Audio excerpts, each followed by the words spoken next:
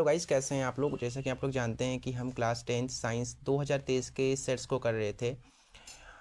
आज हम 2023 का जो सेट 5 है EN उसको करने वाले हैं। देखिए सेट 5, सेट 4, सेट ये है। देखिए सेट 5 EN है, इसको हम करने वाले हैं। सेट 5 EN से पिछले जितने भी सेट हैं उन सभी को मैंने करा दिया है। वीडियोज़ नहीं देखिए तो लिंक आपको डिस्क्रिप्शन में मिल जाएंगी, या आप चैनल के प्लेलिस्ट में जाकर भी चेक कर सकते हैं। आज हम जो सेट 5 EN है उसके फिजिक्स के जो न्यूमेरिकल्स हैं उन्हें करने वाले हैं। ये ऑब्जेक्टिव आप खुद जो है एडजस्ट कर लेना। मैं जो है सिर्फ और सिर्फ इसके न्यूमेरिकल ही बताऊंगा, ठीक है।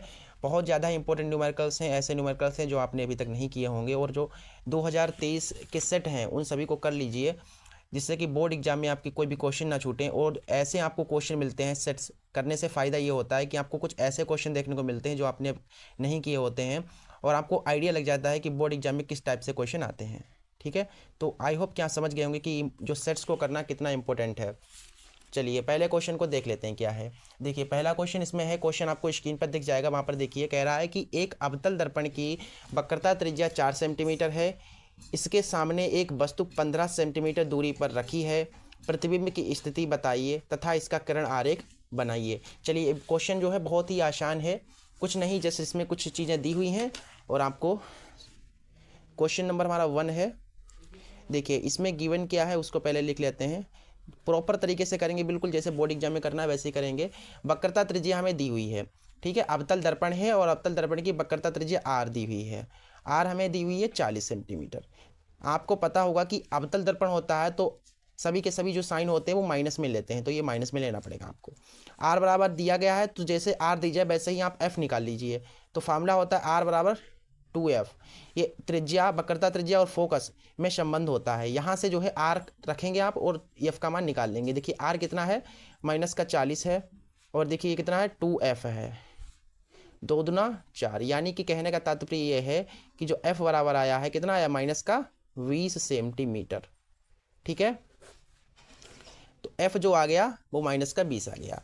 और हमें दिया गया है, आगे क्वेश्चन पढ़िए, देखिए कह रहा है कि वस्तु 15 सेंटीमीटर दूरी पर रखी है। अच्छा, वस्तु की जो स्थिति होगी वो कैसी होगी, वस्तु की स्थिति कहाँ पर है, वस्तु की स्थिति यानी कि U हमें दिया गया है 15 सेमी। अब आपको पता है U भी माइनस में लेना पड़ेगा क्योंकि अवतल दर्पण है। अवतल दर्पण में सब कुछ माइनस लेना होता है, U V F R ये सभी, ठीक है। तो हमें निकालना क्या है, हमें निकालना है प्रतिबिंब की स्थिति। प्रतिबिंब की स्थिति निकालनी है और किरण आरेख खींचना है, ठीक है। प्रतिबिंब की स्थिति, प्रतिबिंब की स्थिति अर्थात V हमें ज्ञात करना है, उसके बाद किरण आरेख भी खींचेंगे इसका हम, ठीक है। सबसे पहले V निकालते हैं। देखिए दर्पण है तो दर्पण के लिए फार्मूला क्या होता है वो बताइए। देखिए दर्पण के सूत्र से, दर्पण के सूत्र से, अच्छा दर्पण का सूत्र क्या होता है बताइए ज़रा। ये होता है 1/F बराबर 1/V प्लस 1/U। दर्पण है इसलिए यहाँ पर प्लस लिया, यहाँ लेंस अगर कहा लेंस होता तो माइनस लेते, ठीक है। अब इसमें रख करके आप निकाल सकते हैं 1/F। देखिए F कितना है, 20 है, तो 1/F देखिए माइनस का 20 है, तो ये माइनस ऊपर लिख लीजिए, ऊपर ही लिखे जाते हैं साइन, नीचे नहीं लिखिएगा क्योंकि वो गुणा में ऊपर ही होते हैं। 1/B, देखिए B हमें निकालना है, प्लस 1/U। U कितना है, देखिए माइनस का 15 है, तो इसको ऐसे लिख लो, ठीक है। अब देखिए यहाँ पर इसके बाद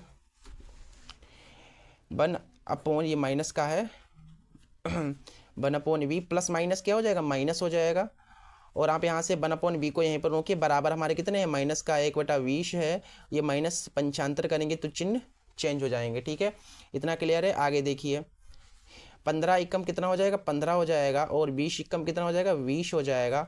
और इधर आप कराएंगे तो 15 दूना 30 और यानी 300, तो कितना आएगा, देखिए प्लस का ज़्यादा है तो प्लस का ही आएगा, और प्लस माइनस माइनस हो जाएगा, 20 से 15 जाएगा तो 5 बचेगा। नीचे हमारा कितना है, 300 है, 5 का 5, 5 का 30, तो B कम B और 60 कम 60। अच्छा B कैसा आया, पॉजिटिव आया, ठीक है, इस तरीके से। तो B हमारे पास आ गया 60 सेंटीमीटर, अर्थात जो प्रतिबिंब की स्थिति होगी वो 60 सेंटीमीटर होगी। तो लिख दो यहाँ पर, अर्थात प्रतिबिंब की स्थिति, प्रतिबिंब की स्थिति कितनी है, 60 सेंटीमीटर है। एक और बात मैं बता दूं, और प्रतिबिंब बनेगा कहाँ पर, 60 सेंटीमीटर दूर बनेगा, लेकिन दर्पण के आगे बनेगा कि दर्पण के पीछे बनेगा, ये बनेगा दर्पण के आगे। क्यों बनेगा दर्पण के आगे, क्योंकि जो बी आया है, जो प्रतिबिंब आया है वो प्लस में आया है। जब प्लस में आता है तो जो प्रतिबिंब बनता है वो दर्पण के आगे बनता है, ठीक है, इस तरीके से। अच्छा, किरण आरेख भी खींचने के लिए बता रहा है, और अवतल दर्पण है, क्या है, अवतल दर्पण है, और किरण आरेख खींचना है। तो यहाँ पर आप अवतल दर्पण बना करके यहाँ पर मैं देखिए बता देता हूँ। चलिए देखिए, यहाँ पर अवतल दर्पण बना लो। अवतल दर्पण कुछ इस तरीके से होता है ना, बाहर तल पर कलई की जाती है, और परावर्तन अंदर की ओर होता है दबे सतह पर। तो कुछ इस तरीके से मैं कलई कर देता हूँ, उसके बाद बताता हूँ। देखिए ये है, और इसका मुख्य कुछ इस तरीके से होगा, और ये यहाँ पर क्या होता है, ध्रुव होता है। हमसे बताया गया है कि जो वस्तु है वो वस्तु कितनी दूरी पर रखी है, 15 सेंटीमीटर दूरी पर। तो यहाँ से जो होगी ये 15 सेंटीमीटर दूरी, मान लीजिए यहाँ पर जो है वस्तु रखी गई है, यहाँ पर मान लीजिए ये 15 सेंटीमीटर है, यहाँ से यहाँ तक, ठीक है, यहाँ से यहाँ तक। तो यहाँ पर एक वस्तु रखी हुई है, यहाँ पर आपको पता है यहाँ पर F होगा, यहाँ पर क्या होगा, C होगा, कुछ इस तरीके से होगा। तो यहाँ पर वस्तु रखी हुई है, फिर इसके बाद अब आप प्रकाश डालेंगे, वस्तु को खड़ी कर देंगे, वो इस तरीके से समांतर डालेंगे तो ये F से होकर के चली जाएगी, ठीक है। और जब F से डालेंगे तो यहाँ पर ही मिल जाएगी, कुछ इस तरीके से। तो प्रतिबिंब हमारा यहाँ पर बनेगा दर्पण के आगे, दर्पण के आगे। ये देखिए, ये मान लीजिए AB है, AB वस्तु है, और प्रतिबिंब मान लीजिए A' B' है, ठीक है। तो ये आप किरण आरेख खींच सकते हैं। और आगे हाँ, फोकस की दूरी देखिए, फोकस कितना है, 20 है। तो इस तरीके से आपको करना है, ठीक है। पूरा का पूरा ये हो गया है। ये जो प्रतिबिंब बना है, ये बी जो बना हुआ है यहाँ पर, A' B' ये प्रतिबिंब बना है, ये कितनी दूरी पर बना है, 60 सेंटीमीटर दूरी। यानी कि यहाँ से यहाँ तक जो होगा, देखिए यहाँ जो प्रतिबिंब बना है ये 60 सेंटीमीटर दूर है, यहाँ से यहाँ तक, ठीक है। यहाँ से लेकर के यहाँ तक की दूरी कितनी है, 60 है। मतलब कुछ इस तरीके से आप किरण आरेख खींच सकते हैं। किरण आरेख खींचना बहुत आसान होता है, कोई दिक्कत नहीं होती है, ठीक है। चलिए आगे देखते हैं क्वेश्चन कौन कौन से हैं इसमें। अगला क्वेश्चन देखते हैं क्या है, क्वेश्चन नंबर 2, ठीक है।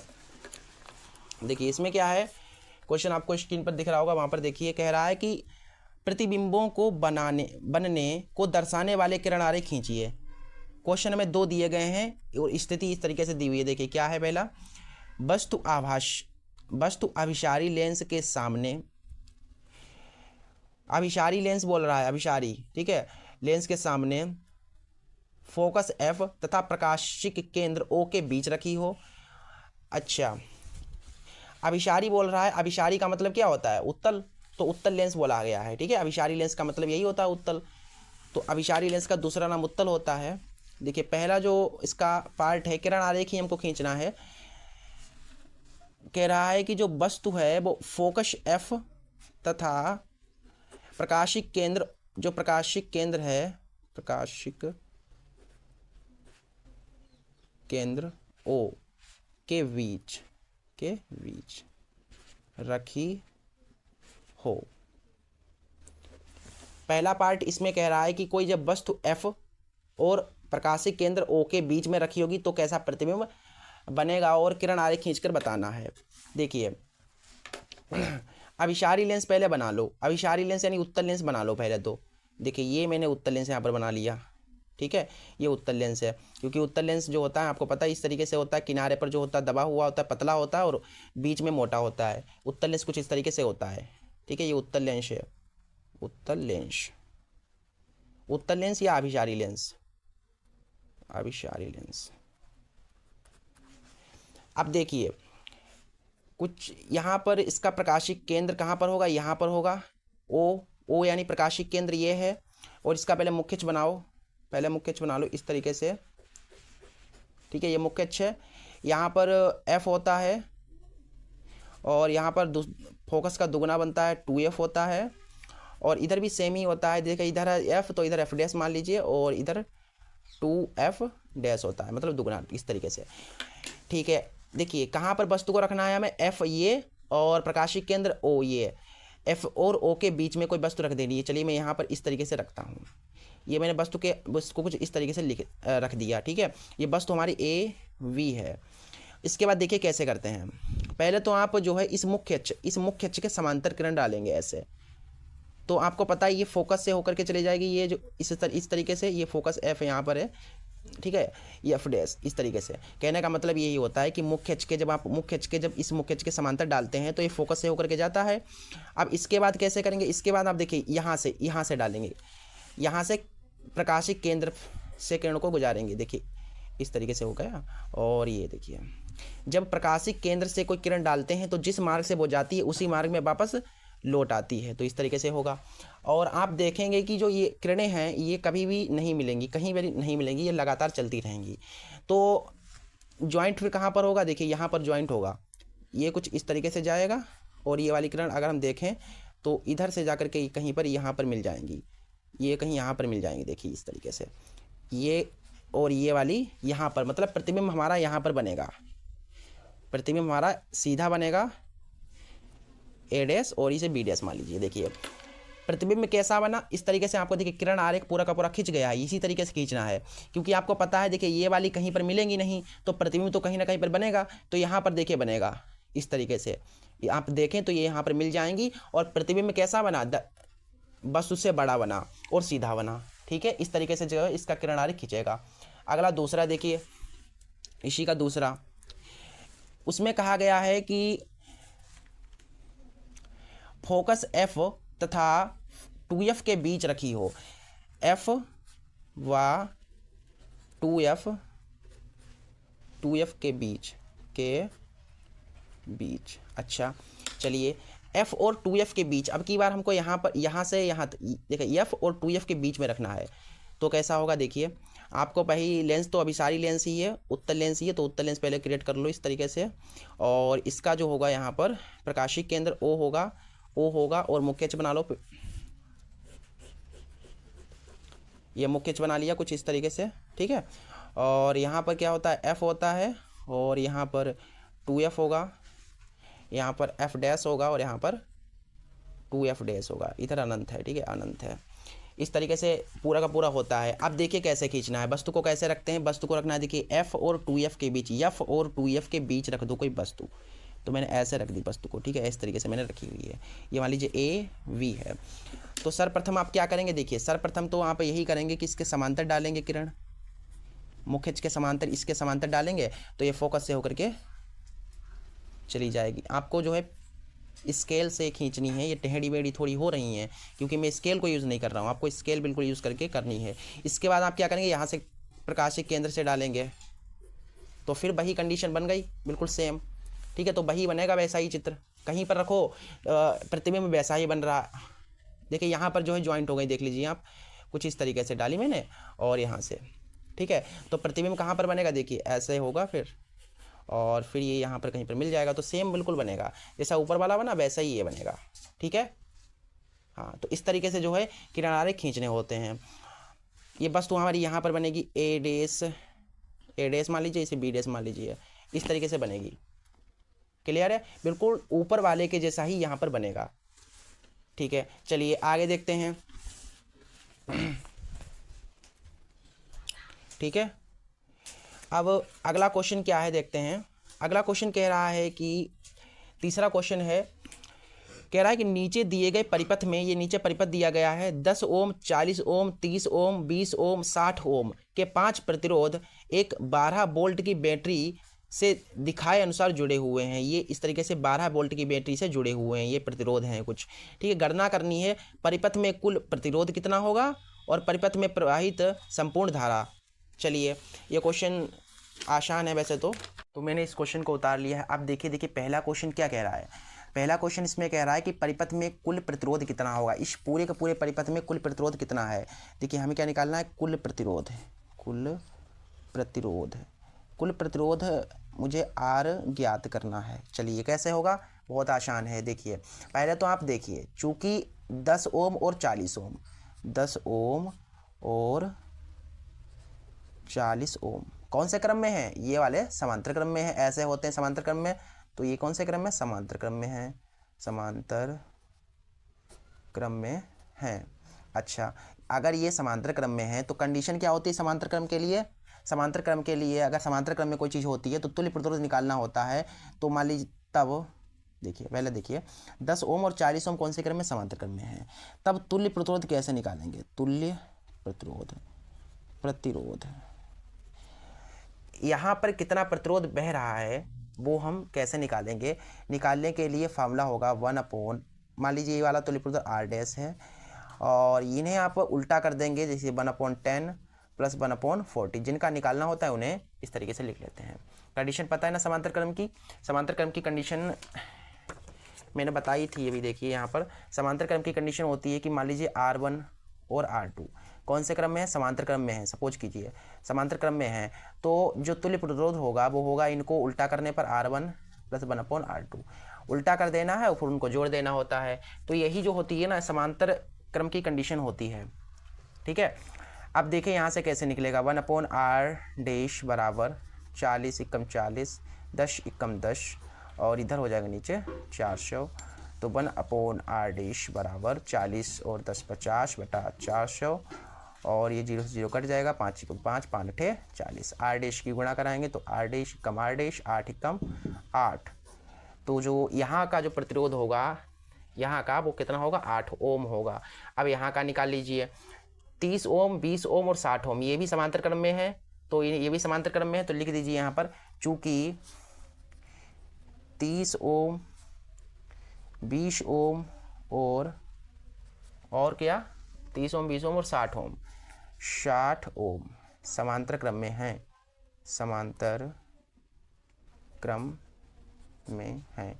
अच्छा ये समांतर क्रम में है तो फिर तुल्य प्रतिरोध क्या होगा, तब तुल्य प्रतिरोध कैसे निकालेंगे, जैसे ऊपर निकाला ना वैसे ही निकालना है। 1/, देखिए यहाँ पर R डैश माना था तो इसको डबल डैश मान लो अंतर करने के लिए। अब इनको मैंने बताया उल्टा करके जोड़ देना है। तो 30 को उल्टा करोगे तो 1/30 आएगा, 20 को उल्टा करोगे तो 1/20 आएगा और 60 को उल्टा करोगे तो 1/60 आएगा, इस तरीके से। अब यहाँ पर देखिए नीचे वालों का आपको लासा निकालना पड़ेगा, लासा लेना पड़ेगा, कितना होगा देखिए 30 20 और 60 हैं, 30 है 20 है और 60 है। 30 20 और 60 का पहले लासा निकाल लो, 10 से काटोगे 10 × 30, 10 दूना 20 और 10 × 60। अब 3 से काटेंगे तो 3 × 3 जो ये तो कटेगा नहीं और ये हो जाएगा 3 दूना 6। अब 2 से काटेंगे 2 × 2 2 × 2 2 × 2 यानी कि 10 × 30 3 दूना 6 60, 10 × 30 और 30 दूना 60। तो 60 आएगा इनका एलसीएम 60 आएगा, ठीक है। इसके बाद आपको क्या करना होता है, इनका एलसीएम 60 है, इसके बाद नीचे वाले को हर से इसको भाग देना है। तो 30 दूना कितना हो जाएगा 60, 2 30 दूना 2 आया और 2 के ऊपर गुणा हो जाएगी, 2 × 2 हो जाएगा। देखिए नीचे वाले से इसको पहले भाग दीजिए, तो 20 को 60 से भाग दोगे 20 20 में चले 20 × 60 3 आएगा और 3 की 1 से गुणा कराओगे तो 3 आएगा। 60 × 60 1 आया और 1 की 1 से गुणा हो 1 आएगा, ठीक है। ये लासा करना आना चाहिए। 3 2 5 और 1 6 6 बटा 60, 60 × 6 6 60। R डैश की गुणा 1 से कराएंगे तो R डबल डी यहाँ पर हो जाएगा और ये 10 ओम, ठीक है। तो देखिए यहाँ पर जो प्रतिरोध यहाँ का जो प्रतिरोध है वो 8 ओम है और जो यहाँ का प्रतिरोध है वो 10 है। तो कुल कितना होगा, कुल कैसे निकालेंगे देखिए, तब कुल प्रतिरोध R बराबर यहाँ का देखिए R डैश प्लस यहाँ का R डबल डैश, इनको जोड़ने पर ही कुल मिलेगा, है कि नहीं।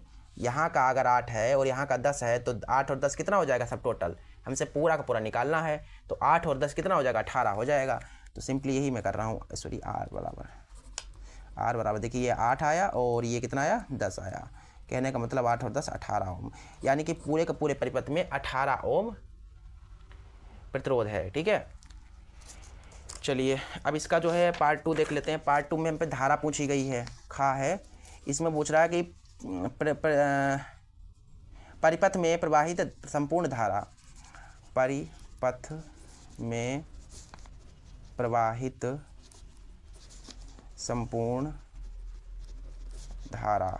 संपूर्ण धारा यानी कि I हमें ज्ञात करना है। देखिए हमें B भी दिया गया है, आप देख सकते हैं B 12 वोल्ट, B कितना दिया गया 12, यानी कि वी हमें जो विभवांतर है वो 12 वोल्ट दिया गया है। और विभवांतर के बाद हमने प्रतिरोध भी, अभी कुल प्रतिरोध निकाल लिया 18, कुल प्रतिरोध भी हमारा 18 है और आर भी हमारा कितना है 18 है, ओम है। हमसे आई पूछा गया है। देखिए आप जानते हैं ओम के नियम के हिसाब से कि आर बराबर क्या होता है, वी अपॉन आई होता है, आर बराबर वी अपॉन आई होता है। तो देखिए आर हमने कितना निकाला, अभी 18 निकाला, वी कितना है 12 है, हमें आई तो निकालना है, आई की इधर आप गुणा करा सकते हैं, देखिए इसके बटे कुछ नहीं तो 18 आई हो जाएगा ये, और इधर आप कराएंगे तो 12, यहाँ पर अगर हम कराएं तो आई बराबर देखिए 12/18, तो ये जाएगा देखिए 6 दूना 12, 6 तियाँ 18। भाग देने पर आप 2 को जब 3 से भाग दोगे तो कितना आता है 0.18, मतलब कुछ इस तरीके से एम्पियर में आएगा, क्योंकि धारा का मात्रक एम्पियर होता है तो एम्पियर में ही उत्तर आएगा। ऊपर वाले को 2 को जब 3 से भाग दोगे तो 0.6666 आता जाएगा एम्पियर। ठीक है, तो इस तरीके से जो संपूर्ण परिपथ, इस पूरे का पूरे परिपथ में धारा जो बह रही है वो कितनी है 0.66 है। ठीक है, ये क्वेश्चन हो गया इस तरीके से। अब अगला देखिए चौथा क्वेश्चन क्या है, अथवा वाला क्वेश्चन है। हम न्यूमेरिकल करेंगे, इसको नहीं करेंगे, उपयोगिता आप देख सकते हैं। देखिए चौथा क्वेश्चन है, कह रहा है कि एक धारावाही चालक में धारा का मान 0.5 एम्पियर है, धारा हमें दी हुई है 0.5 एम्पियर और तार की जो लंबाई दी हुई है वो 2 मीटर दी हुई है। यदि उसे 0.4 न्यूटन प्रति एम्पियर से मीटर के चुंबकीय क्षेत्र में रखा जाए तो उस पर लगने वाले बल की गणना कीजिए जब चालक क्षेत्र के लंबवत हो। पहला है चालक के क्षेत्र, जब चालक क्षेत्र के लंबवत होगा तो कितना बल लगेगा। दूसरा है क्षेत्र से 30 डिग्री के कोण पर बनता है, क्षेत्र से जो 30 डिग्री का कोण बनता है, जब क्षेत्र से 30 डिग्री का कोण बनता है तो बल कितना आएगा, और क्षेत्र के समांतर होंगे, क्षेत्र के समांतर होगा तो कितना बल लगेगा। ठीक है, चलिए ये क्वेश्चन इंपॉर्टेंट क्वेश्चन है और इसे मैं नेक्स्ट पेज पर बताता हूँ। देखिए क्वेश्चन में हमें क्या क्या दिया गया है उसे पहले लिख लेते हैं। क्वेश्चन नंबर 4 दिया है, देखिए इसमें हमको दिया गया है, हमें दिया गया है धारा हमें इसमें जो आई दी गई है, आई वो 0.5 एम्पियर दी गई है कि नहीं, और तार जो लंबाई दी गई है, लंबाई यानी कि एल, लंबाई जो तार की लंबाई एल बराबर कितना दिया गया है 2 मीटर। ठीक है, और उसे विद्युत क्षेत्र यानी कि बी, विद्युत क्षेत्र यानी वी हमें 0.4 न्यूटन प्रति एम्पियर से मीटर ये दिया गया है। हमसे पूछा गया है एफ निकालना है, कितना होगा एफ, यानी कितना बल लगेगा, यहाँ पर गणना करनी है उसकी। और इसमें हमको 3 पार्ट दिए गए हैं। पहला पार्ट जो है, पहली कंडीशन, देखिए बल निकालना है लेकिन इसकी 3 कंडीशन है, तीनों कंडीशन में 3 उत्तर निकलेंगे। पहली जो कंडीशन है, पहली कंडीशन है चालक क्षेत्र के लंबवत हो। पहली कंडीशन में दिया गया है कि चालक क्षेत्र के लंबवत हो, ठीक है, लंबवत हो। ठीक है, चालक क्षेत्र के लंबवत है तो बल कितना लगेगा, एफ बराबर क्या होता है VIL साइन थीटा। यहाँ थीटा की जरूरत पड़ेगी, देखिए थीटा का कितना होगा, लंबवत बोला गया है, लंबवत, जब लंबवत होता है तो 90 डिग्री का कोण बनता है, तो जो कोण होगा वो कितना होगा 90 होगा।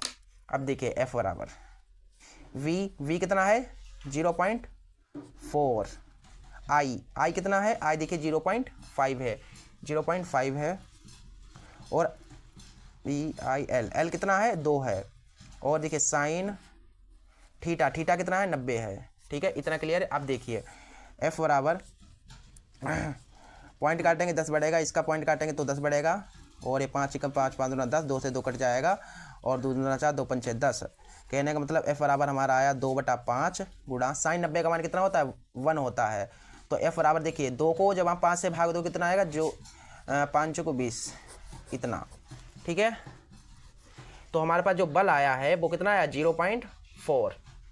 ठीक है, बल इतना आया। अगली जो कंडीशन है, जो बी कंडीशन है, वो कह रही है कि क्षेत्र से 30 डिग्री का कोण बनता हो, क्षेत्र, ये क्षेत्र लिखा हुआ, ठीक है, क्षेत्र से 30 डिग्री का कोण बनता है।